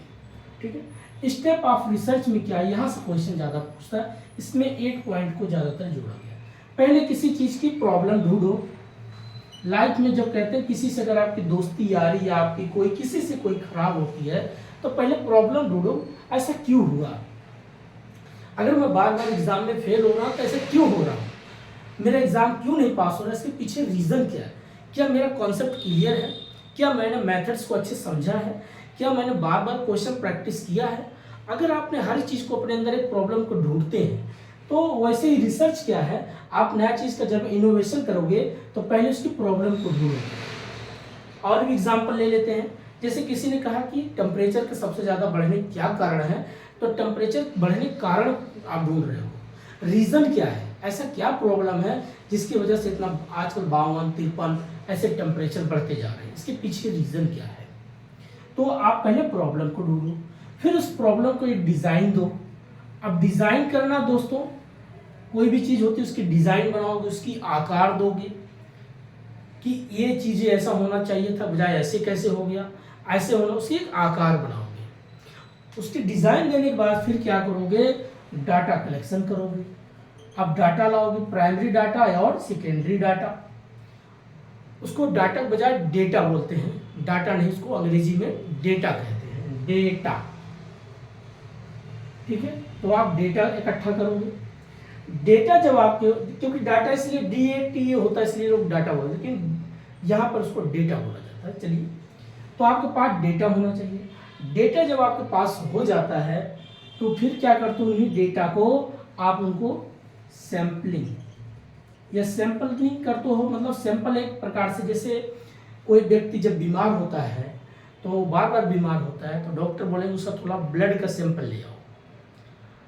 अब ऐसा तो थोड़ी पूरी बॉडी का 5 लीटर खून निचोड़ लेंगे, नहीं, उसका थोड़ा सा ब्लड लेंगे, जो भी होता है 2 mm 4 mm कितना ब्लड निकाल लेंगे, उस फिर लैब में जाके प्रैक्टिस करेंगे, चेक करेंगे क्या इसको मलेरिया हुआ है, डेंगू हुआ है, चिकनगुनिया हुआ है या किस प्रकार की बीमारी से ग्रसित है। तो क्या होता है उसके सैंपल। अब जब सैंपल लाते हैं तो उसके सैंपल 2 तरीके से हम चेक करते हैं, एक प्रोबेबिलिटी, एक नॉन प्रोबेबिलिटी। प्रोबेबिलिटी मेथड्स लगाएगा और नॉन प्रोबेबिलिटी मेथड्स लगाएंगे। अब उसमें क्या प्रोबेबिलिटी किस, क्या इसमें 100% संभावना है कि यही बीमारी है। नॉन प्रोबेबिलिटी मीन्स होता हो सकता है कुछ और ही चीज़ हो और रिसर्च कुछ और ही चीज़ के कर रहे हैं। कभी काल ऐसे भी कन्फ्यूजन क्रिएट करता है। कुछ आजकल नई नई सी बीमारी होती रहता है कुछ और इलाज होता है कुछ, तो इसको बोलते हैं नॉन प्रोबेबिलिटी। इस देखो जो मेथड्स है ना, ये बेसिक चीज़ सी मेथड्स पे हम हर एक चीज़ के एक सिस्टमेटिक बना रहे हैं। प्रॉब्लम आ गया, डिज़ाइन हो गया, डेटा हो गया और सैंपल। फिर सैंपल के बाद आप क्या करती हो, एक उसका सिनॉप्सिस बनाते हो, प्रपोजल बनाते हो। आपको पता चल गया कि प्रोबेबिलिटी तरीके से हमने जब चेक किया तो ये 100% बीमारी ये दिख रही है, तो उसका ये बनाओगे क्या, प्रपोजल बनाओगे, प्रपोजल। अब प्रपोजल बनाओगे, जो भी या सिनॉप्सिस बनाओगे, डिज़ाइन, उस प्रपोजल आपने बना लिया। जब आप रिसर्च करोगे तो आपको प्रपोजल बनाना पड़ेगा या सिनॉप्सिस। फिर जब ये आपका प्रपोजल तैयार होगा फिर इसमें आप डेटा और कलेक्शन करोगे, डेवलपिंग डाटा, विकसित डाटा, डेटा, एक अच्छे आंकड़े लेके आओ रहा है जो सही सही एकदम हर चीज़ को डिफाइन करता हो, परिभाषित करता हो, तो उसको बोलते हैं डेवलपिंग डेटा। तो ये जब आपका आने के बाद फिर लास्ट में अगला करते हैं एनालिसिस। अब इन्हें जो डाटा है एनालिसिस करोगे, इनका निर्वचन करोगे, इंटरप्रिटेशन करोगे, एक तरीके से निरीक्षण करोगे, चेक करोगे कि वास्तव में हमने जब सब चीज़ का इंटरप्रिटेट किया, इनका निरीक्षण किया तो ये सही तरीके से दिख गया। लास्ट में जब एक सही आपका कंक्लूजन आ जाता है फिर उसको करते हो आप सबमिट करते हो, अर्थात उसको आप रिपोर्ट को सबमिट कर देते हो। एक अपने पास रखोगे, एक लाइब्रेरी में रहेगा, या जो आप जिस संस्था से हो, जैसे GNU से कर रहे हो या DU से कर रहे हो, BHU से कर रहे हो, किसी भी ऐसे, चाहे सेंट्रल यूनिवर्सिटी हो चाहे स्टेट यूनिवर्सिटी हो, कहीं से भी आप कर रहे हो तो आप अपना एक यूनिवर्सिटी में रखोगे। और एक होता आप जिसके अंडर में कर रहे हो, कोई टीचर आपके होंगे जिससे आप कुछ एक लर्निंग प्रोसेस सीखते हैं, एक उनके पास रहता है। तो 3 जगह आपका क्या होता है, फाइल रखा जाता है आपकी रिसर्च की। तो ये होता है आपका सबमिट। तो first problem, second design, third data, fourth sampling और fifth proposal, sixth developing data, seventh analysis और 8th में आपने कर दिया सबमिट। ये क्वेश्चन पूछता है, ठीक है। अब उसके बाद आपका आता है ICT support material. ICT support material क्या होता है दोस्तों, रिसर्च में क्या योगदान है। फिर वही बात, जैसे आपने टीचिंग में सपोर्ट कर लिया वैसे आपको आजकल रिसर्च में। पहले क्या होता था, आपको 10-15 बुक्स पढ़ना पड़ता था, मार्केट से जा करके पता चला 800-900 किताब आप तो खरीद नहीं सकते, इतना अफोर्डेबल नहीं कर सकते, बहुत महंगा पड़ता है। तो डिजिटल क्या 250-300 रुपये आपने मोबाइल रिचार्ज किया, बढ़िया आपका 5 GB में अच्छा आपको आजकल देखिए स्पीड अच्छी मिल रही है। तो आपने क्या किया, सभी डाटा कलेक्शन कर लिया, पढ़ाई कर लिया, एक एक चीज़ को आपको और आसान हो गया, आपका समय बचा दिया, आपका पैसा बचा दिया कि क्या कर रहा है, और भी किसी का प्रपोजल आप पढ़ सकते हो, उससे और नया आइडिया ले सकते हो, सीख सकते हो। इसलिए आपका आईसीटी सबसे ज़्यादा सपोर्ट करता है रिसर्च में। एथिक्स रिसर्च क्या है, ये कहता है एक नैतिकता होनी चाहिए दोस्तों। जैसे बिजनेस लाइन में बोला जाता है पेटेंट, कॉपीराइट, ट्रेडमार्क, कोई किसी का कॉपी नहीं कर सकता, कोई किसी का ट्रेड जो मोहर होता है लोगो चोरी नहीं कर सकता है। अब मान लीजिए आपने कोई फार्मूला बनाया, कोई आपने पेन ड्राइव में अपना पूरा डॉक्यूमेंट्स अच्छे से तरीके से रखा है, अब कोई इसको पासवर्ड चोरी कर लेता है, तो क्या ये एथिक्स है? नहीं, ये गलत है। आपने अपना पूरा जीवन उसी में दिया है, 20 साल 30 साल लगा दिया है कोई चीज़ बनाने में, अब कोई 2 मिनट में चोरी कर ले आपका फार्मूला, तो आपके लिए नुकसानदेह हो सकता है। तो यही कहता है एथिक्स तो होना चाहिए, नैतिकता होनी चाहिए।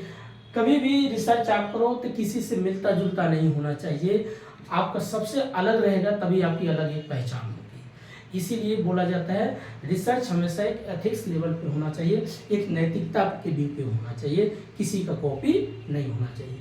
तो दोस्तों जो मैंने आज सारी बात किया, ये आपका था रिसर्च एप्टीट्यूड। अब तीसरा टॉपिक हम बात करते हैं, जिसमें आज रहेगा अब अगला कम्युनिकेशन, ठीक है। तो देखिए बस बेस आपका अगर क्लियर है तो समझ जाइए आपके लिए बहुत आसान हो सकता है पेपर 1 की पढ़ाई, ठीक है। अब अगला बात करते हैं कम्युनिकेशन।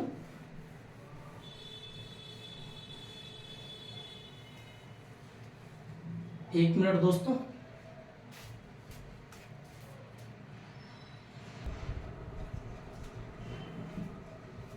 चलिए दोस्तों अब बात करते हैं तीसरा आपका कम्युनिकेशन के बारे में।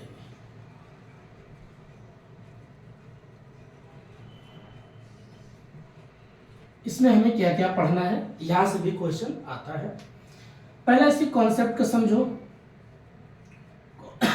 सॉरी, कॉन्सेप्ट के बाद इसके टाइप्स पढ़ो, इसे कितने भागों में बांटा गया है, फिर इसके मॉडल क्या है, फिर इसके बाद इसके मास मीडिया कम्युनिकेशन क्या है, मास मीडिया, और उसके बाद आता है अफेक्टिव ऑफ कम्युनिकेशन, अफेक्टिव, और नेक्स्ट आपका आता है बैरियर ऑफ कम्युनिकेशन। तो ये बेसिक आपका टॉपिक होता है, ठीक है। इतना अगर आपने पढ़ाई किया है तो कोई ज़्यादा दिक्कत नहीं, एक एक करके आप समझते हैं। पहले समझते हैं कॉन्सेप्ट। कम्युनिकेशन क्या है, ए नाम का कोई व्यक्ति है और यहाँ पर बी नाम का कोई व्यक्ति है। ए के मन में कोई थॉट, कोई विचार आया, कोई सवाल ऐसा आया कि बी से अपनी बात कहना चाह रहा था, उसने मैसेज कर दिया। और जब इसने सोचा होगा तो पहले कोई क्या किया होगा, वो डिकोड किया होगा कि इनकोड किया होगा, इनकोड किया होगा, इनकोड किया। कोई अपने मन में ऐसा सवाल सोचा, सोचने के बाद अपने दोस्त के पास क्या कर दिया, सेंड किया, अर्थात मैसेज को क्या कर दिया, अपने दोस्त के पास सेंड कर दिया। अब इसमें जो भी है संदेश लिख देते हैं, सबसे बढ़िया यहाँ दिखेगा अच्छे से। इस मैसेज को क्या किया, अपने दोस्त के पास सेंड कर दिया, और इस दोस्त ने इसके मैसेज को जो पढ़ा तो उसको क्या किया, डिकोड कर लिया। डिकोड करने के बाद इनका देता फीडबैक, देता है फीडबैक, ठीक है। तो इसी को बोलते हैं कम्युनिकेशन। ये तो आपका हो गया कॉन्सेप्ट। दूसरा यहाँ से क्वेश्चन पूछता है इनकोड किसके लिए होगा, डिकोड किसके लिए होगा, फीडबैक कब होगा। जब वो फीडबैक दे देगा उसको बोल देगा, जैसे पूछा इन्होंने कि बताओ दोस्त यूजीसी नेट के एग्जाम का डेट कब है। इन्होंने कहा भैया पर्टिकुलर तो मुझे पता है 18 जून को है। अब इन्होंने सवाल किया, इन्होंने इसको आंसर दे दिया, बस खत्म। तो इन्होंने पहले क्या किया, क्वेश्चन पूछा था, इनकोड किया और इन्होंने इस क्वेश्चन को डिकोड करके इनका आंसर दे दिया। अब पढ़ते हैं types of communication. Types of communication basic एक वर्बल है, एक नॉन वर्बल है, वर्टिकल है, हॉरिजॉन्टल है, फॉर्मल है, इनफॉर्मल है, डायरेक्ट और इनडायरेक्ट। एक एक करके समझते हैं। पहले किसी भी चीज का जो टाइप आप पढ़ते हो, एक बात करते हो फॉर्मल और इनफॉर्मल। ये क्या होता है कम्युनिकेशन। फॉर्मल कम्युनिकेशन जिसमें आपका रूल है, रेगुलेशन है।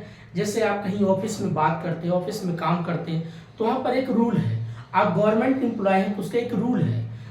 जैसे आप ज़्यादातर हिंदी फिल्मों में डायलॉग होता है कि मेरे हाथ तो कानून से बंधे हुए हैं, नहीं तो मैं इसको ये हाल करता। ये क्या है, एक रूल है। बात कर रहा है लेकिन रूल में बंधा है, तो कहता क्या करो, बोलता रिजाइन दे दो, फिर उसके बाद गुंडे की पिटाई करता है।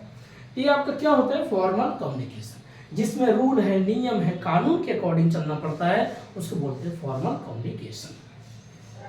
इनफॉर्मल जब जिसमें कोई रूल नहीं है, जब मन में आया आप अपने घर में बैठ गए, जब मन में अपनी बीवी को कॉल करके बात कर लिए, जब मन में बच्चों को डांट दिया, जब मन में थैला उठाया, सब्जी मार्केट गया, कुछ भर के लेके आए, बढ़िया पकवान बना के खा रहे हैं, ये आपका इनफॉर्मल कम्युनिकेशन है। मन में आया किसी पास आपने कॉल कर दिया, और क्या हाल चाल, बढ़िया सब मस्त चकाचक, तो ये आपका क्या होता है इनफॉर्मल कम्युनिकेशन। दूसरा होता है वर्टिकल कम्युनिकेशन और हॉरिजॉन्टल कम्युनिकेशन। वर्टिकल कम्युनिकेशन क्या होता है, जिसमें एक प्रकार से फॉर्मल ही तरीके से है दोस्तों, बट इसमें फर्क क्या होता है। वर्टिकल जैसे ऊपर से आपको हायरार्किकल तरीके से, मान लीजिए देश के यहाँ प्रेसिडेंट है, यहाँ पीएम है, यहाँ सीएम है, यहाँ डीएम है, इस तरीके जो आपको बात हो रहा होगा, इसको वर्टिकल कम्युनिकेशन बोलते हैं। इन्होंने इन्फॉर्मेशन इनको दिया, इन्होंने इनको दिया, इनको मीडिया वालों ने इनकी तक बात पहुंचाई, इनके पास।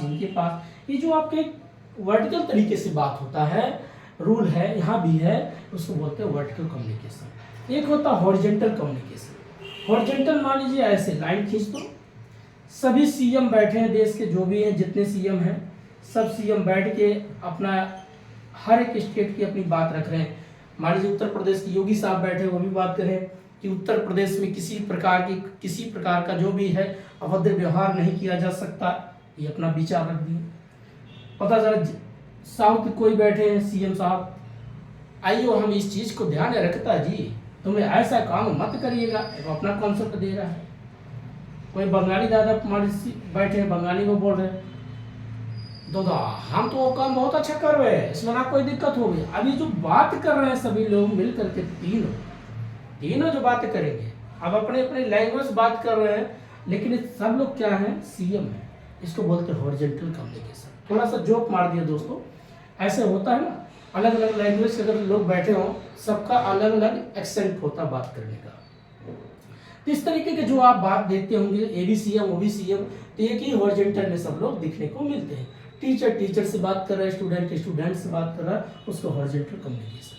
नेक्स्ट बात करते हैं, अगला आपका आता है वर्टिकल हो गया, हॉरिजॉन्टल हो गया, अगला होता है डायरेक्ट कम्युनिकेशन और इनडायरेक्ट कम्युनिकेशन। डायरेक्ट मीन्स होता है जिसमें आप फेस टू फेस बात करते हो, आमने सामने बैठे हो, एक दूसरे टेबल बैठ के बात कर रहे हो, टाइम पास कर रहे हो, और बताइए ज़िंदगी में क्या चल रहा है। वो पूछेंगे बहुत बोरिंग लाइफ हो गई है, नौकरी नहीं है, बेरोजगार रोड पे घूम रहे हैं, डिग्री थैले में लेके चल रहे हैं। तो पूछेंगे आपने कोई स्किल्ड सीखा है कि नहीं स्किल्ड तो नहीं सीखा है, तो बोलेंगे स्किल्ड वाला कोई कोर्स कर लो। बोले इसका फीस क्या होगा, बोलेंगे भैया कम से कम वो भी है, ऑनलाइन लोगे तो 1500 है, ऑफलाइन लोगे तो 15,000 है। तो बोलेंगे ये भी ज़रूरत है, कहीं बिना स्किल्ड तो कुछ नहीं कर सकते हो। आमने सामने बैठ के एक दूसरे बेचारे अपनी दुख वेदना सुना रहे हैं। अगला होता है इनडायरेक्ट कम्युनिकेशन। इनडायरेक्ट कम्युनिकेशन आमने सामने नहीं है, मोबाइल के माध्यम से, लेटर के माध्यम से बात कर रहे हैं, मैसेज लिख रहे हैं, और दोस्त कैसे हो, बोले बहुत बढ़िया दोस्त, बोले आपकी ज़िंदगी में क्या चल रहा है, भैया बहुत मुसीबत है, क्या हो गया, शादी हो गई, बच्चे परेशान करते हैं, बीवी बार बार नखरे दिखाती है, कभी ये लेके आओ कभी वो लेके आओ, आपस में फाइटिंग चलती रहती है, फिर शाम को खाने पे मना लेते हैं, ऐसे ज़िंदगी पार हो रही है। तो इनडायरेक्ट में होता दो पार्ट होता दोस्तों, एक होता सिंक्रोनस, एक होता असिंक्रोनस। सिंक्रोनस मीन्स होता जिसमें इमीडिएटली आपका आंसर रिप्लाई होता है। आपने लिखा हाय, उधर से लिखा हेलो दोस्त, आपने लिखा और कैसे, उन्होंने बोले फर्स्ट क्लास, किस तरीके जो आप बात करते हैं उसको बोलते हैं सिंक्रोनस कम्युनिकेशन। एक होता असिंक्रोनस। असिंक्रोनस में क्या है, आपने लिख दिया भैया कैसे हो, बढ़िया हो, कहाँ पर हो, कल मिल लेना, बहुत ज़रूरी आपसे काम है, उन्होंने मैसेज करके छोड़ दिया। 2 दिन बाद वो आपका मैसेज देखते हैं, आफ्टर 2 डेज, तब बोलते हैं अरे तो भाई का मैसेज आया, क्या दिक्कत हो गई, बोलेंगे हाँ भाई आप बताओ कैसे हो। तो फिर वो चौथे दिन मैसेज देखते हैं, भाई ये तो बहुत काफ़ी लेट हो गया, आप कहाँ चले गए। इस प्रकार से जिसमें आपका मैसेज का डिले होता है, 2 दिन 3 दिन 4 दिन या कुछ आवर का गैप होता है, उसको बोलते हैं असिंक्रोनस। और जिसमें इमीडिएटली आंसर आता है, रिप्लाई आता है, उसको बोलते हैं सिंक्रोनस। ठीक है, ये चीज़ें हो गया। अगला पढ़तो वर्टिकल और वर्बल एंड नॉन। एक होता वर्बल, एक होता नॉन वर्बल। वर्बल मीन्स होता है जिसमें आप लिखित रूप से बात करते हो, मौखिक रूप से बात करते हो, उसको बोलते हैं verbal communication. Non verbal communication वो होता है जिसमें ना तो कोई लिखित है, ओनली क्या होता है कोडिंग तरीके से बात करते हो। जैसे आप रोड क्रॉस कर रहे हो तो वहाँ पर ऐसे जेब्रा लाइन खींचा होता है कि भाई ये जेब्रा लाइन है, आपको ऐसे पार करना है। यहाँ पर अगर कोई गाड़ी आती है, आप जेब्रा लाइन पे चल रहे हो तो आपको एक्सीडेंट नहीं कर सकता, उसको रुकना पड़ जाएगा। या ग्रीन सिग्नल आता है, रेड सिग्नल आता है, रेड जोन ग्रीन जोन, इससे पता चला सिग्नल दे रहा है कि भाई रेड आ गया है तो गाड़ी रोक दो, ग्रीन है तो अपनी गाड़ी लेके आगे निकल जाओ। ये जो आप कोडिंग तरीके से सारी बातें करती है उसको बोलते हैं नॉन वर्बल कम्युनिकेशन। कुछ होता है आप बॉडी लैंग्वेज से बात करते हैं, हाथों हाथों में बात करते हैं, इशारे में, आंखों के इशारों में भी बात करते हैं, कभी पलके उठा के बात करते हैं, कभी पलके झुका के बात करते हैं, अलग अलग सबका कॉन्सेप्ट होता है। अब एक होता है दोस्तों, आजकल वीडियो सबसे ज़्यादा होता है पलकों के माध्यम से बातें होना।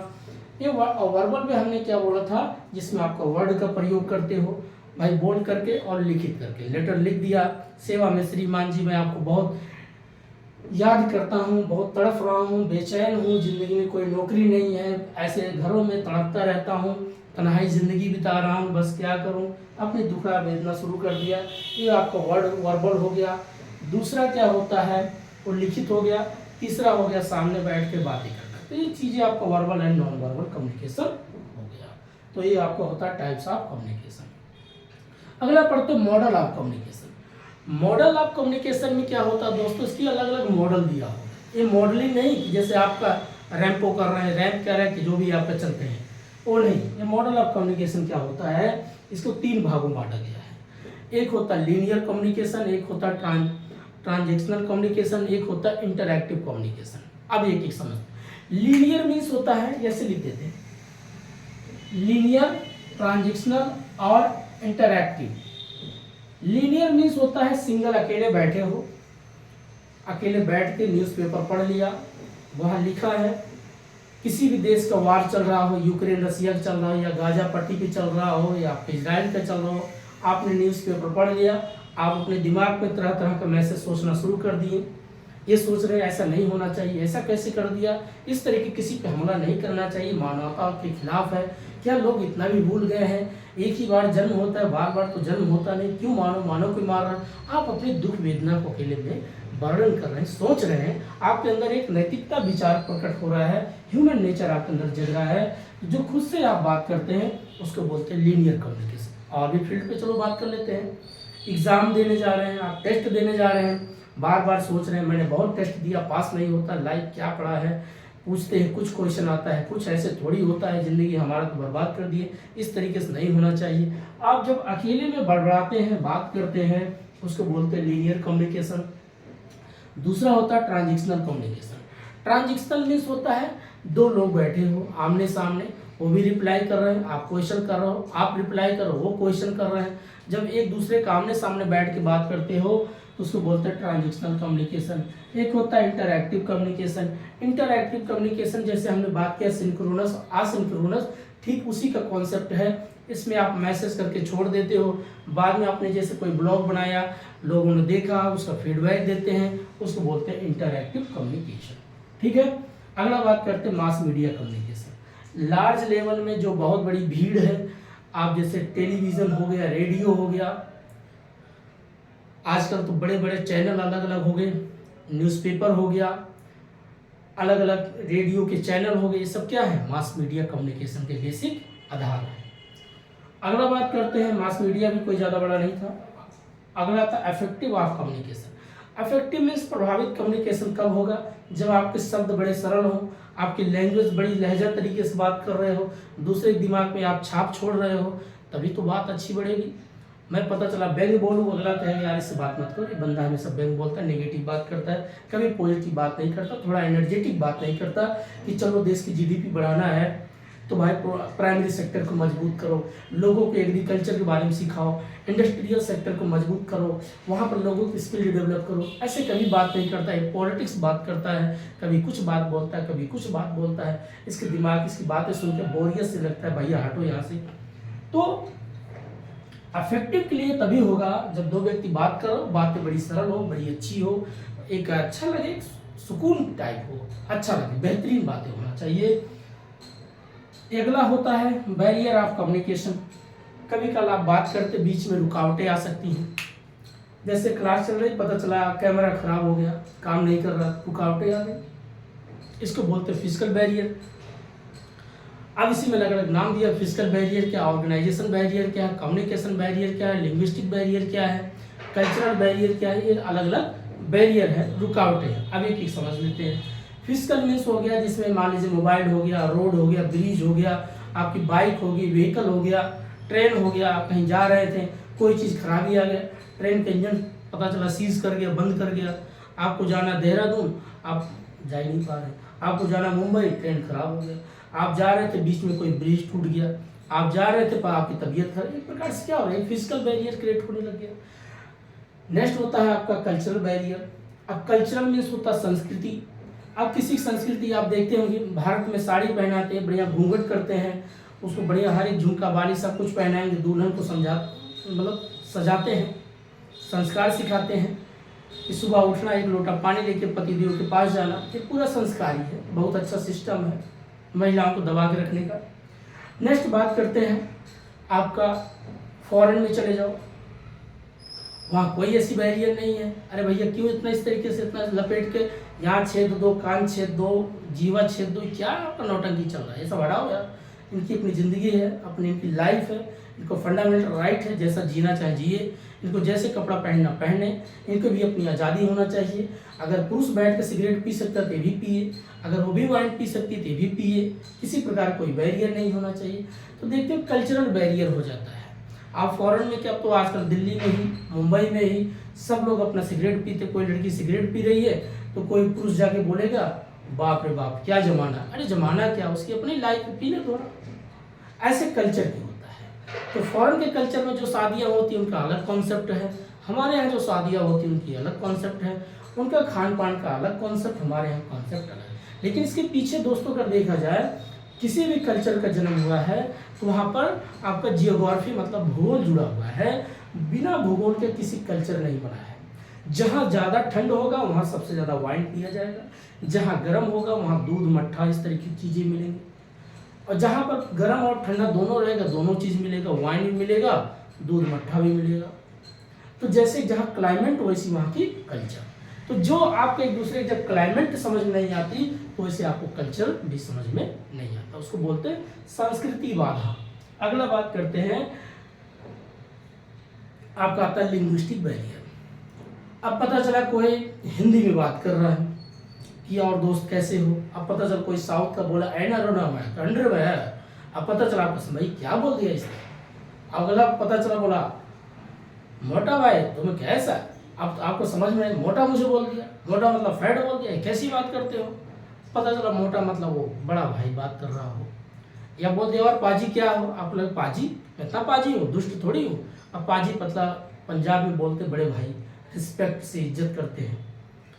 अब मान लीजिए कोई बंगाली दादा है, अब उन्होंने बोलेंगे और दादा क्या हाल चाल, आपको लगेगा कोई हिंदी बेल्ट का भाई मुझे दादा बना दिया, अभी तो मेरा शादी नहीं हुआ मुझे दादा बना दिया, चाचा तो ठीक था ये दादा बना दिया। आपके लिए क्या हुआ, दिक्कतें होने लगी। ये लिंग्विस्टिक कभी कभार छोटी छोटी चीज़ें बैरियर क्रिएट करती है, ठीक है। ये होता है लिंग्विस्टिक बैरियर। नेक्स्ट आपका आता है ऑर्गेनाइजेशन बैरियर, जिसमें रूल है, रेगुलेशन है। आप पता चला किसी से बात करना चाहे, आपको पता देश के प्रधानमंत्री से बात करना तो बहुत रूल है। आप पीएमओ ऑफिस जाना है दिल्ली में, अगर आपको नोटिफिकेशन कुछ पहुंचाना है तो आप जल्दी नहीं पहुंचा सकते, बहुत कुछ चीज़ें होती हैं, आपको रूल है, बहुत सी बाधाएं हैं। भाई आपको पूरा चेक करेंगे कहाँ जा रहे हो, ऐसा तो नहीं पता कोई चिप उप लगा करके आप जाओ, पता चलो ब्लास्ट करके आ जाओ, तो सब चीज़ें आपको चेक किया जाएगा कि भाई आजकल डिजिटल का ज़माना कुछ भी हो सकता है। तो ये क्या होता है, रूल है, ऑर्गेनाइजेशन बैरियर इसको बोलते हैं। एक होता है आपका psychological barrier. Psychological barrier means होता है पहले किसी भी व्यक्ति, एक चीज़ आज अच्छी बात करते हैं, अगर आप अपने मन में ठान लिया कि मुझे 18 जून को एक बेहतर एग्जाम दे के आना है, अपने स्वास्थ्य को बेहतर रखना है, एक्सरसाइज भी टाइम पे करते रहो, खाना खाओ, बढ़िया प्रॉपर नींद लो और प्रैक्टिस करते रहो, तो आपका एग्जाम बहुत बेहतर जाएगा। क्यों, आप अपने को इस तरीके से ढाल लिया है, अपने मना स्थिति में इस प्रकार की एक साइकोलॉजिकल क्रिएट कर लिया है, अपने अंदर एक विचार प्रकट कर दिया है। अगर आपने नेगेटिव थॉट ले लिया, नहीं हो सकता, अब अच्छा नहीं हो सकता, मेरा बहुत तबीयत खराब रहती है, पढ़ाई अच्छा नहीं कर पाता, क्लास करने बैठता हूँ तो आसपास शोरगुल आती है, आप पता चला अपने मन में एक नेगेटिव साइकोलॉजिकल बैरियर क्रिएट कर लिया, तो चीज़ें आपको बार बार क्या करेगी, परेशान करेगी। आजकल जैसे कुछ लोग का भाई जो भी है फीमेल मेल का अपना दोस्ती यारी भी चलता है, एक उम्र के बाद उसने आज मुझसे बात नहीं की, आज दिन खराब कर दिया, उसने बात नहीं की, मिस कॉल मेरा मतलब उठाया नहीं, ये क्या है, आपने मन में एक नेगेटिव थॉट ले लिया। हो सकता है कोई परेशान हो, कोई काम बिजी हो, टाइम नहीं मिला हो, बहुत कुछ चीज़ें हो सकती हैं, समाज है, बहुत कुछ चीज़ें होती है, घर है, परिवार है, और भी चीज़ें देखना पड़ता है। आप पता चल नेगेटिव थॉट लेके बैठ गए, नहीं, जरूर उसने किसी और के साथ बात शुरू कर दिया होगा या कर दी होगी, आप क्या करें, एक नेगेटिव थॉट अपने मन में लेना शुरू कर दिए, तो ये क्या होता है आपके लिए रुकावटें क्रिएट होने लगता है, इसी बोलते हैं साइकोलॉजिकल बैरियर। तो दोस्तों ये हमने पूरी बात किया कम्युनिकेशन का, ठीक है। तो आज यहीं पर इस चैप्टर को बंद करते हैं, बाकी दूसरा फिर वीडियो बनाएंगे जिसमें आपका ICT, higher education, logical reasoning, ये 3 एक करके बना देंगे। तो आप जाइएगा, इस पूरे का जो भी है 40-45 मिनट का वीडियो है, भरपूर एंजॉय करो, बढ़िया इसको देखो। और जो मैंने बोला था कि आजकल जैसे कुछ चैनलों को मैंने नाम लिया, वहाँ पर क्या है ना दोस्तों, मेरे पास यहाँ मैं कॉन्सेप्ट बता दिया, आप वहाँ से जाके क्वेश्चन प्रैक्टिस करिए। उन लोग का रोज़ क्वेश्चन लेके आते हैं, जैसे तौसीबा मैम है क्वेश्चन लेके आती है, गुलशन मैम है क्वेश्चन लेके आती है, निशान सर है क्वेश्चन लेके आते हैं, कोनिका मैम है क्वेश्चन लेके, ये क्योंकि उनका एक बहुत बड़ा प्लेटफॉर्म दोस्तों, हमारा तो छोटा है, अभी हम बहुत सीख रहे हैं, अभी के स्टूडेंट ही हम हैं। तो आप वहाँ जाइए, बढ़िया सीखिए, और चीज़ें सीखने के बाद कॉन्सेप्ट जो यहाँ सीख लो, वहाँ भी कॉन्सेप्ट सिखाते हैं, बट क्वेश्चन इस वक्त वहाँ से प्रैक्टिस कर लो, ठीक है। बाकी आपको दूसरे तीसरे वीडियो मिल पाएगा दोस्तों, जो ऑफलाइन बच्चे उनको पढ़ाना पड़ता है। तो आज इतना ही है, तब तक के लिए नमस्कार, जय हिंद।